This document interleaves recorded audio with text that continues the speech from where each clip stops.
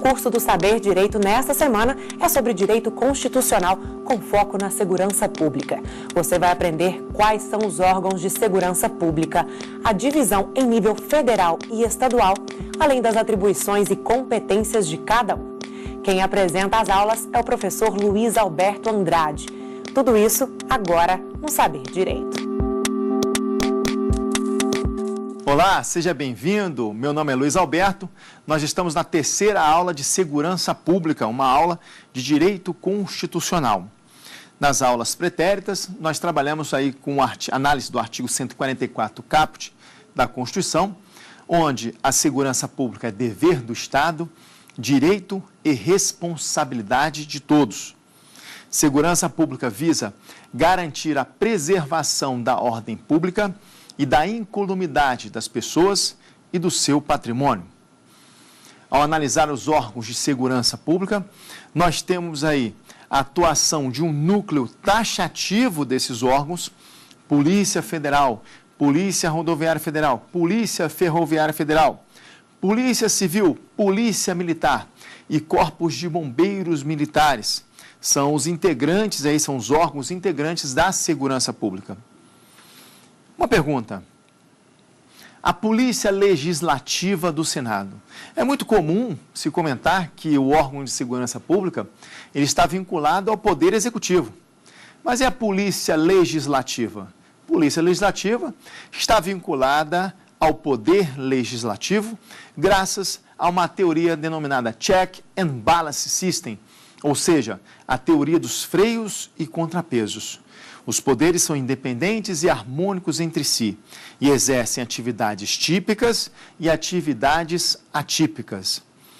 O cargo de policial legislativo não é um cargo integrante da segurança pública, não tem previsão no artigo 144 da Constituição Federal, mas ele exerce uma atividade, abre aspas, de um certo policiamento administrativo ou ostensivo, ou seja, um policiamento de prevenção e não um policiamento que envolve a atividade repressiva ou judiciária.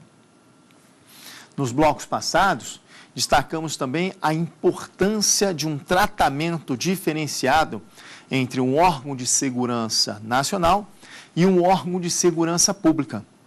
Órgão de segurança nacional, uma atuação mais externa, quando se tem, por exemplo, um estado de sítio-guerra, uma situação excepcional que faz parte do sistema constitucional de crises. Esses órgãos de segurança nacional irão atuar na situação de guerra ou resposta à agressão armada estrangeira. Mas nada impede que esse órgão de segurança nacional tenha o apoio de um órgão de segurança pública. Foi comentado na aula passada que as polícias militares e os corpos de bombeiros militares são forças auxiliares e reserva do Exército, especificamente do Exército. É por isso que as patentes dos integrantes da Polícia Militar, de Corpo de Bombeiro Militar, são similares às dos integrantes das Forças Armadas. Mas é importante destacar quando nós temos os cargos privativos de brasileiros natos. Ao analisar o artigo 12, parágrafo 3º da nossa Constituição Federal, os cargos privativos de brasileiros natos são de presidente e vice-presidente da República, presidente da Câmara dos Deputados, presidente do Senado Federal. O que mais? Nós temos aí os ministros do Supremo Tribunal Federal, nós temos os oficiais das Forças Armadas, temos o ministro de Estado de Defesa e temos os detentores de carreira diplomática. Então, o artigo 12, parágrafo 3º, foi categórico. Cargo privativo de brasileiro nato, oficiais das Forças Armadas. Os integrantes dos órgãos de segurança pública podem ser brasileiros naturalizados? Sim, porque não há nenhuma vedação para que o integrante seja um brasileiro, ou seja, nato ou naturalizado. Então, essa questão é até de análise de direitos fundamentais, envolvendo o artigo 12 da Constituição, especificamente parágrafo 3º, é importante. Comentamos também que existe uma diferença entre o patrulhamento ostensivo e o policiamento ostensivo. Isso se encontra no anexo 1 da nossa Constituição, o anexo 1 da Lei 9.503/97, que é o CTB, o Código de Trânsito Brasileiro. O patrulhamento ostensivo é uma atividade da Polícia Rodoviária Federal e o policiamento ostensivo é uma atividade da Polícia Militar. E existe um decreto, 88.777, que denota aí as atribuições da Polícia Militar.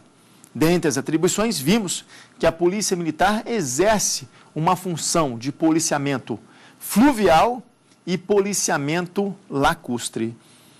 Então, esse termo aí é importantíssimo, né? Policiamento fluvial, policiamento lacustre. Polícia Militar pode exercer essa atividade? Sim, poderá exercer essa atividade. Um outro tópico importante que nós destacamos foi a função judiciária da polícia, ou judiciária ou repressiva, onde a Polícia Federal é a única polícia judiciária da União e a Polícia Civil é a única polícia judiciária dos estados. Falamos também da Polícia do Distrito Federal, os órgãos de segurança pública do Distrito Federal. São órgãos que, na verdade, possuem uma caracterização híbrida, segundo o professor Pedro Lenza, e essa caracterização híbrida desses órgãos de segurança pública destacam que eles são organizados e mantidos pela União, porém, são subordinados ao governador do Distrito Federal. Importante até destacar que quando se fala em Distrito Federal, estamos falando de um ente federativo. A capital federal, segundo o artigo 18, parágrafo 1º, é Brasília. Então, capital federal, Brasília. E Distrito Federal é o ente federativo. E esse ente possui autonomia política com capacidade de criar suas próprias leis. Autonomia de governo, porque o próprio indivíduo pode, né, a sociedade em si pode eleger o seu representante. E temos a capacidade de autoadministração, onde o próprio ente federativo é capaz de exercer e executar, né, exercer e estabelecer atividades que lhe são próprias. Então, essa é a característica da autonomia do ente federativo. Uma questão interessante, que já foi até questão de prova de concurso público, e também já vi essas questões em nível universitário, é questionar o seguinte: a cidade de Brasília é a capital federal. Errada, justamente porque Brasília não é cidade, Brasília é a capital federal. Então, um tema aí de grande importância. E quando nós analisamos a estrutura dos órgãos de segurança pública, o sustento da segurança pública dar-se-á por meio de impostos, por ser um serviço geral e um serviço indivisível. Comentamos também que a greve, o direito de greve, será que os integrantes dos órgãos de segurança pública podem exercer esse direito? Tivemos uma decisão peculiar do Supremo Tribunal Federal, onde o foco foi a Polícia Civil. A Polícia Civil, por ser equiparada a grupo armado, por ser equiparada a militares, em atividade essencial, a Polícia Civil não pode exercer o direito de greve. Tudo isso foi decorrência de uma teoria dentro do mandado de injunção, onde sindicato da polícia impetrou um mandado de injunção pleiteando direito de greve, isso em 2007. E o Supremo aceitou esse mandado de injunção e determinou que fosse aplicada a lei da iniciativa privada, preenchendo a lacuna do 37, inciso 7º da Constituição Federal. Só que em 2009, o Supremo ele determinou que a Polícia Civil ela seria equiparada ao militar e o militar não pode fazer greve e não pode se sindicalizar. Então, foi uma questão muito interessante, porém, essa questão foi pontualizada à Polícia Civil. E aí, com uma certa cautela, eu não vou poder estender aí outros conceitos, ou melhor dizendo, esse conceito, para outros órgãos de segurança pública. Aguardamos, então, um posicionamento com propriedade do Supremo Tribunal Federal. Quando analisamos a atuação do órgão de segurança pública, ele não pode estar à margem da lei. Ou seja, o órgão de segurança pública tem que estar agindo sempre dentro dos limites legais e dos limites constitucionais. E uma questão interessante, quando se fala em órgão de segurança pública, é o poder de polícia. A professora Maria Silva Zanella de Pietro, ela traz uma diferenciação. Então, nós vamos aí viajar um pouquinho, né? Passear um pouco sobre o direito administrativo. Então, poder de polícia, a própria doutrinadora, com muita categoria, ela destaca que existe a polícia de segurança e a polícia administrativa, lato sensu.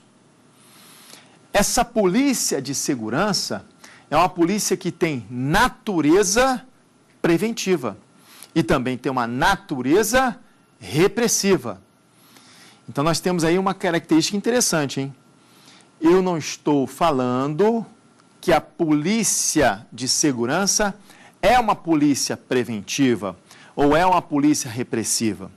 A doutrinadora traz com propriedade que a polícia de segurança ela tem natureza administrativa, ou melhor dizendo, desculpa, natureza preventiva e natureza repressiva.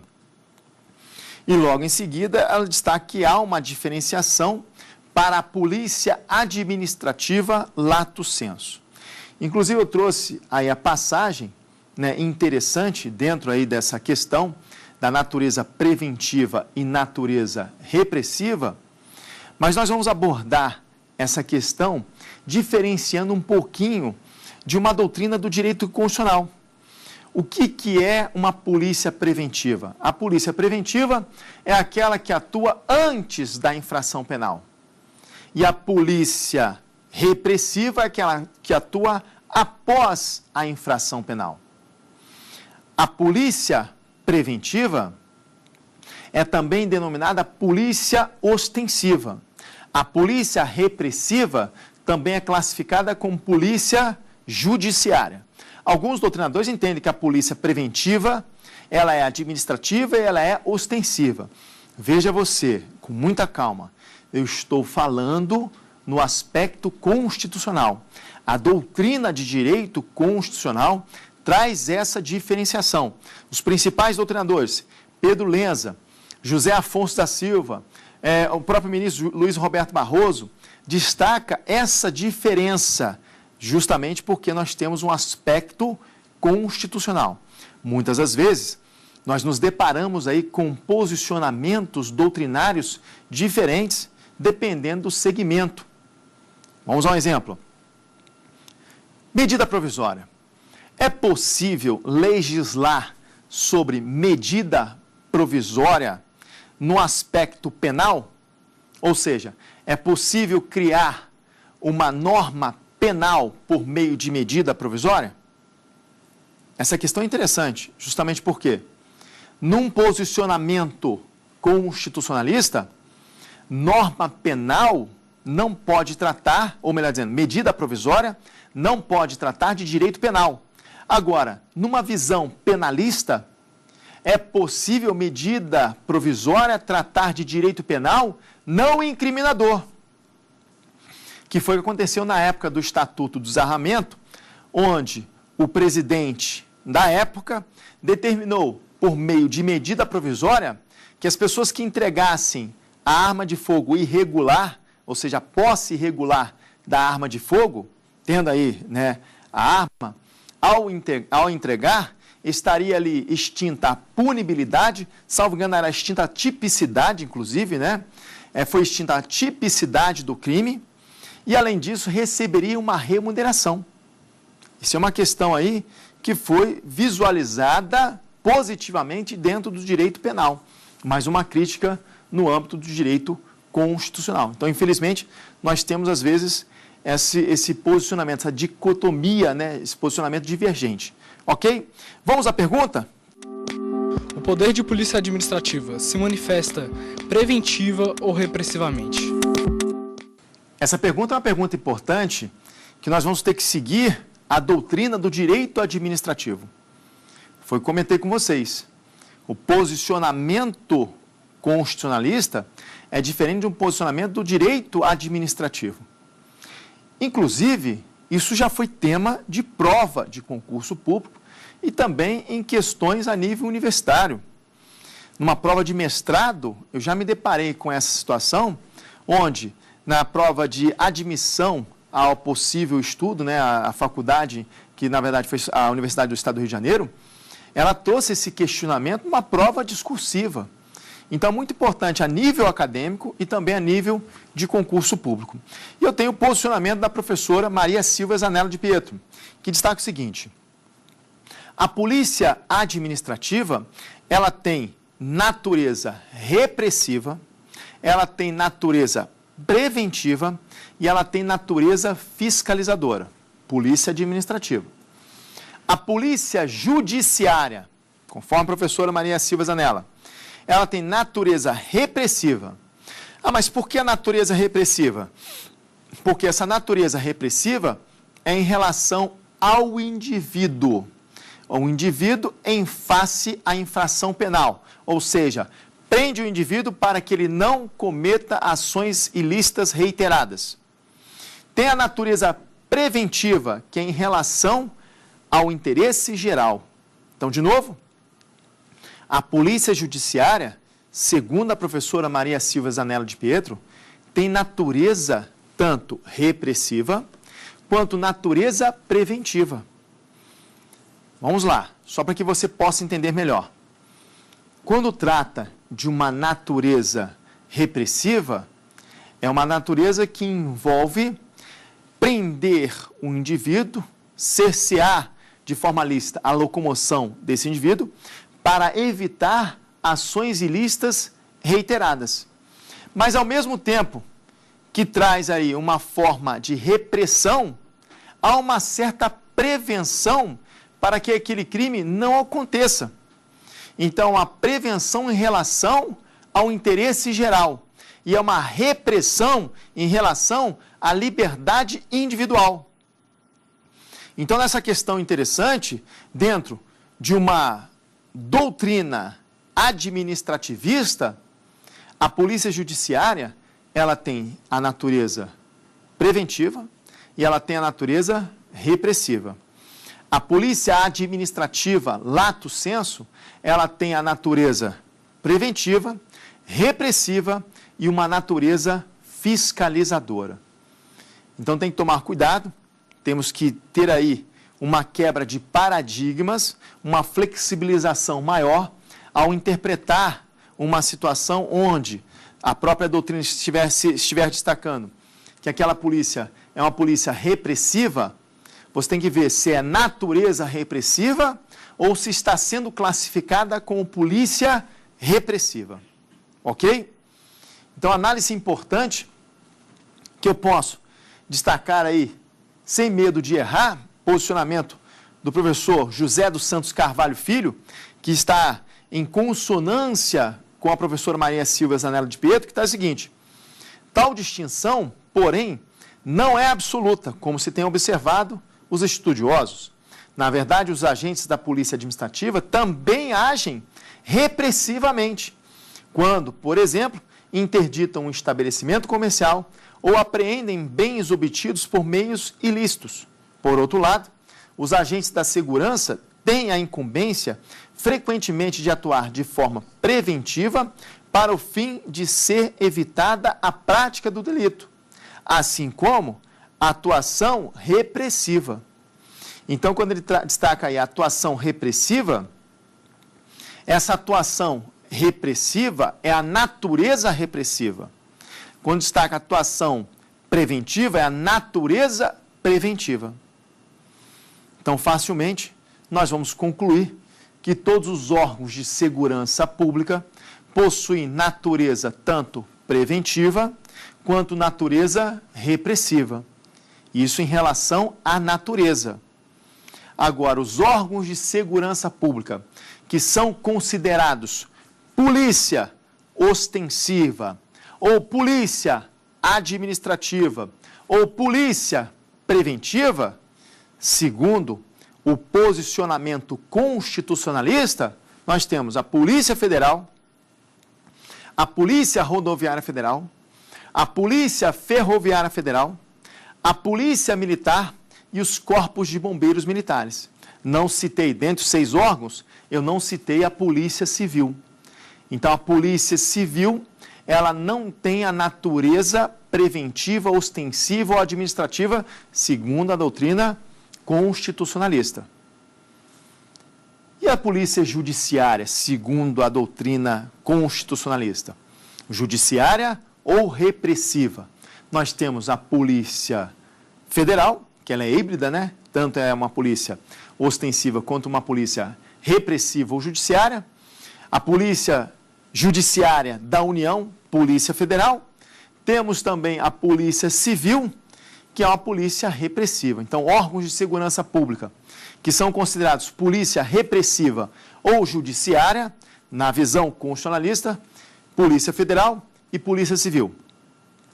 Órgãos de segurança pública que são considerados polícia ostensiva, administrativa ou preventiva, nós temos aí a Polícia Federal, a Polícia Rodoviária Federal, a Polícia Ferroviária Federal, a Polícia Militar e os corpos de bombeiros militares. Então, acredito que agora já está aí nós temos aí uma certa clareza solar desses entendimentos, onde você está pontuando o posicionamento constitucionalista, diversificando de um posicionamento administrativista. Tudo bem? Aí, se for fazer uma questão de prova, tem que analisar, né, qual é o perfil. É o perfil do direito administrativo ou é um perfil do direito constitucional? Como você vai identificar isso? Você vai identificar se trouxer a palavra natureza preventiva ou natureza repressiva, isso é perfil administrativista. Se disser polícia judiciária, polícia repressiva, polícia ostensiva, polícia preventiva, isso é posicionamento constitucional. Tudo bem?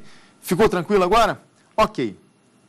Então, nós temos aí uma série de questões que são questões de grande relevância para o estudo dos órgãos de segurança pública. Estudar segurança pública não é só você analisar friamente a Constituição, não é só você estar ali vinculado à interpretação literal. Justamente porque dentro das técnicas de hermenêutica constitucional, principalmente nos métodos tradicionais, nós temos a interpretação teleológica. E a interpretação teleológica é aquela que busca a finalidade da lei. Então, nós temos que buscar a finalidade daquela norma constitucional a ser interpretada. Esses órgãos de segurança pública, eles trazem aí uma certa análise mais crítica, uma análise mais flexibilizada, inclusive porque até as normas constitucionais por si próprio são normas constitucionais que têm que ter um teor de flexibilização. Vamos aqui ao exemplo. Você talvez tenha escutado que a competência privativa é uma competência delegável. E nem sempre uma competência privativa é uma competência delegável. Vamos lá? Na análise da organização do Estado, a competência privativa da União é delegável. Artigo 22, parágrafo único. É delegável aos Estados para que ele trate de questões específicas. Numa análise do perfil das competências privativas do presidente da República, nós temos 27 incisos no artigo 84, sendo que desses 27 incisos no artigo 84, apenas 3 incisos são competências delegáveis. Então, competências privativas do presidente da República, com 27 incisos, eu tenho 3 que são delegáveis. Então, a regra é que essa competência deveria ser uma competência exclusiva. E os 3 incisos que são delegáveis a ministro de Estado, a advogado-geral da União, a procurador-geral da República, que são os incisos 6º, 12 e o 25 na primeira parte. Não vou detalhar todos, senão vai sair do foco da nossa questão aqui. E outro detalhe interessante em relação à competência privativa.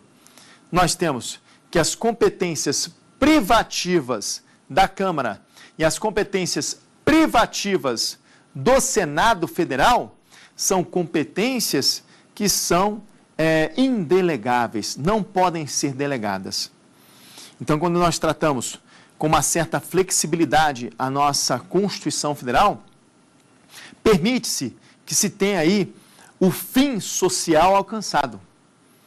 Um outro exemplo, nós temos aí que um afastamento, a perda do cargo, vamos melhor dizendo, a perda do cargo de um deputado ou de um senador é decidida pela casa respectiva.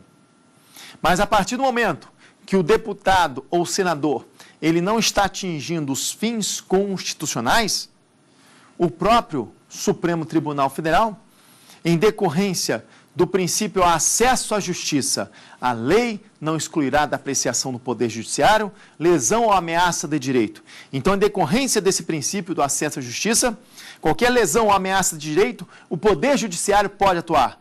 Pode.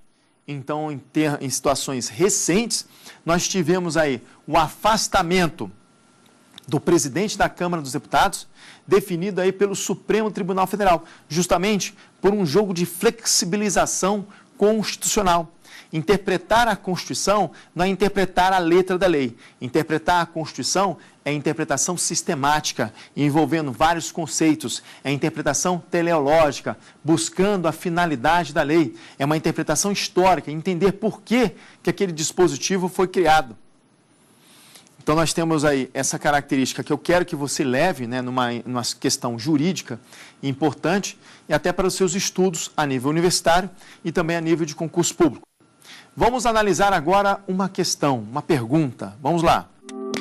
Poder de polícia é uma atividade positiva ou negativa? Uma pergunta aí que envolve também um posicionamento administrativista. Essa atividade do poder de polícia. O que é o poder de polícia?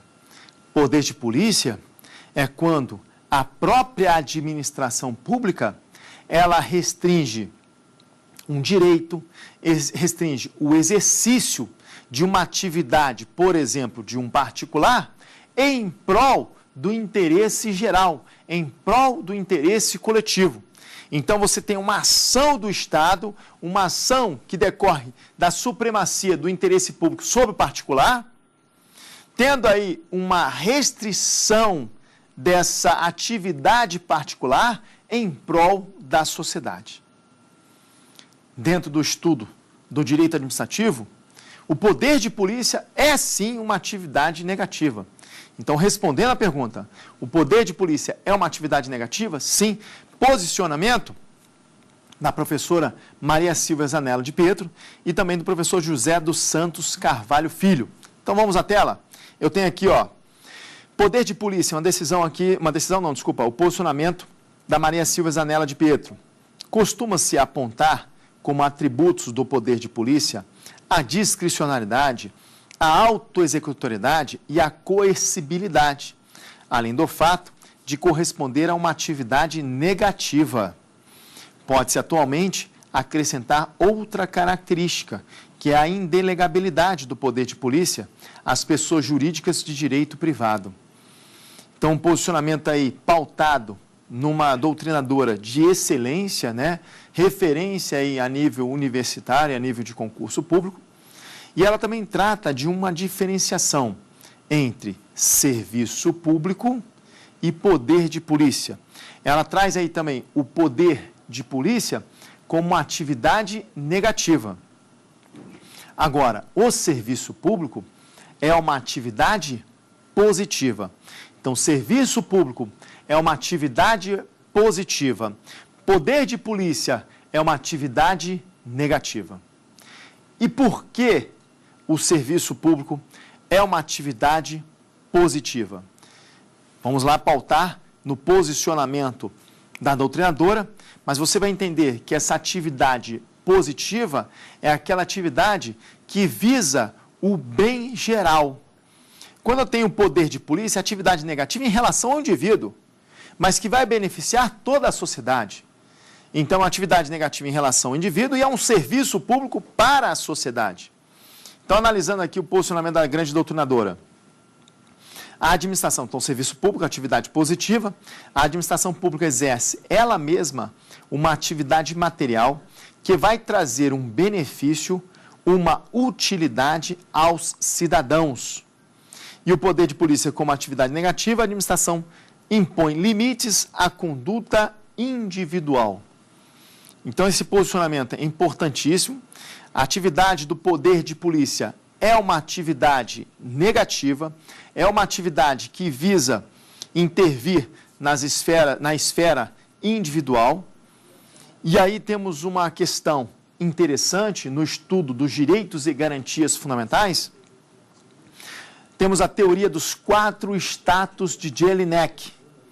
Quando se fala em 4 status de Jelinek, eu tenho um status passivo.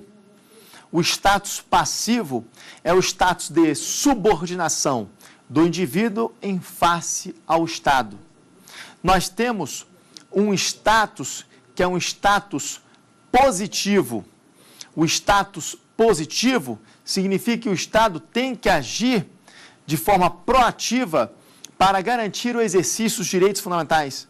Nós temos um status negativo, ou seja, o Estado não pode intervir na esfera de liberdade individual. E nós temos um status ativo. O status ativo representa os direitos políticos, ou seja, nós, representantes, exercendo aí a soberania popular. Soberania popular, artigo 14 da Constituição Federal. A soberania popular será exercida pelo sufrágio universal e pelo voto direto e secreto, com valor igual para todos, e nos termos da lei mediante plebiscito, referendo, iniciativa popular. Nós temos também o artigo 1º, parágrafo único, que destaca que todo o poder emana do povo, que será exercido pelos seus representantes eleitos ou diretamente nos termos desta Constituição.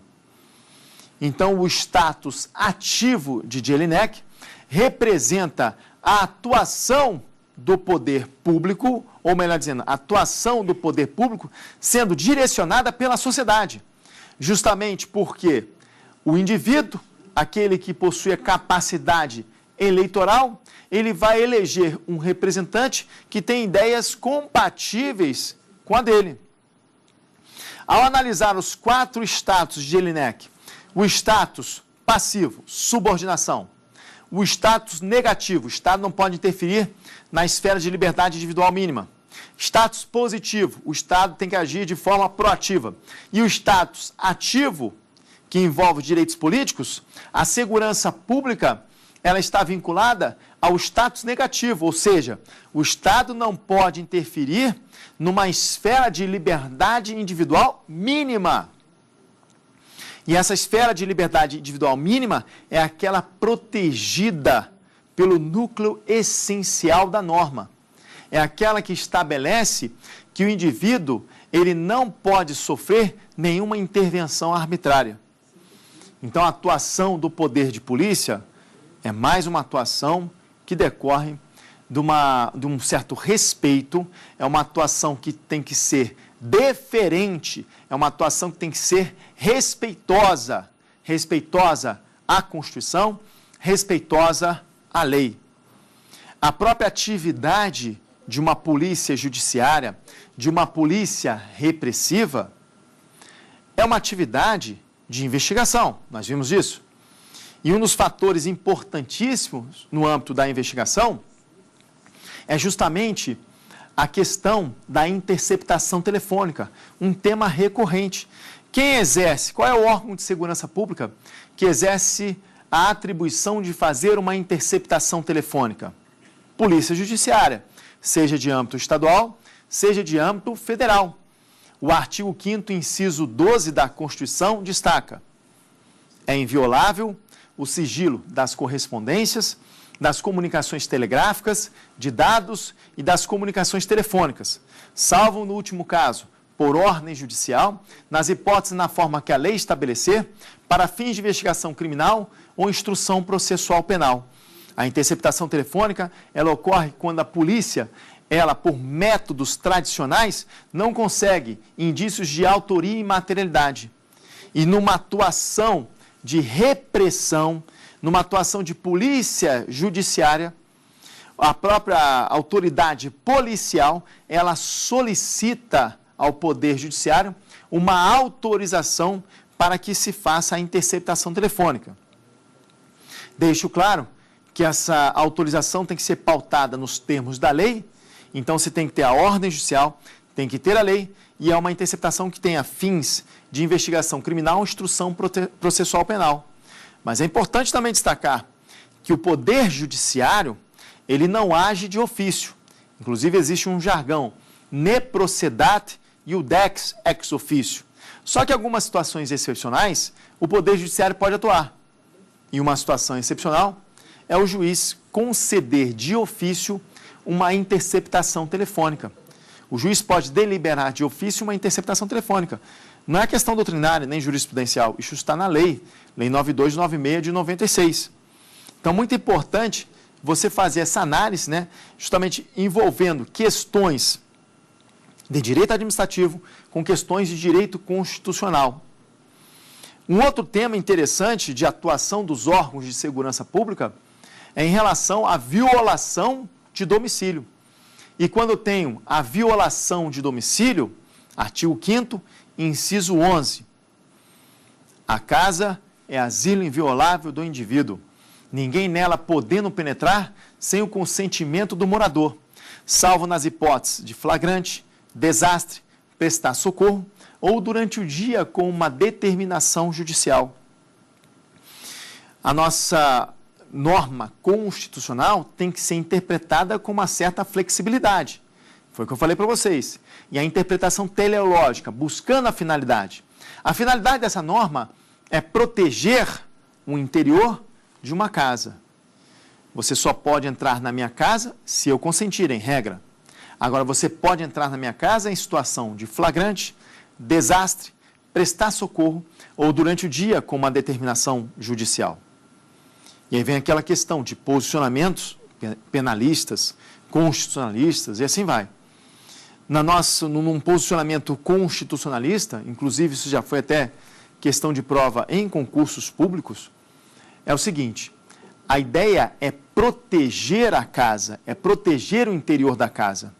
Então, a invasão de uma casa numa situação de flagrante delito, o flagrante ele tem que ocorrer dentro da casa e não fora da casa. Claro, isso é divergente, até porque a Constituição não fala se é flagrante próprio, flagrante impróprio, flagrante ficto ou presumido. Mas a interpretação teleológica é a proteção da casa. E tendo a interpretação a proteção do interior da casa, a invasão em uma situação de flagrante tem que ser dentro da casa. Isso é posicionamento constitucionalista, que vai ser rechaçado facilmente num posicionamento penal ou processual penal, quer dizer, hipóteses de flagrante estão dentro do processo penal. Então é importante isso. E a questão da flexibilidade. Ninguém pode se valer de uma norma constitucional para praticar atos ilícitos. Tivemos uma questão excepcional, pode anotar, inquérito 2424, Supremo Tribunal Federal, onde um advogado vendia sentenças judiciais. Esse advogado, junto com outros magistrados, ele vendia sentenças judiciais.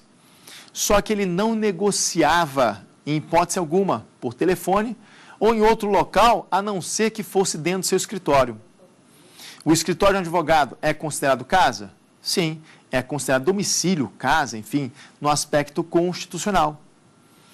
Então, a polícia, para que tivesse os indícios de autoria e materialidade comprovada em base de inquérito policial, solicitou a invasão do domicílio à noite com essa ordem judicial. Solicitou ao magistrado. Falou assim: magistrado, a investigação estará despida de uma certa eficiência se for uma invasão desse domicílio, no caso, durante o dia. Porque esse advogado era esperto. E aí o magistrado autorizou a violação do domicílio à noite com ordem judicial. Inquérito 2424. Conseguiu-se os indícios de autoria e materialidade, ocorreram as prisões, gerou uma discussão no Supremo, gerou repercussão geral, foi para o Supremo e o Supremo, num posicionamento que hoje em dia até pautado por vários doutrinadores, inclusive o professor Norberto Avena, destacando o seguinte: quando um indivíduo ele se utiliza de uma proteção constitucional para praticar atos ilícitos, pode haver uma flexibilização da norma constitucional. Sendo a rigidez da norma constitucional utilizada numa situação onde haverá uma ineficiência da investigação, pode haver uma flexibilização.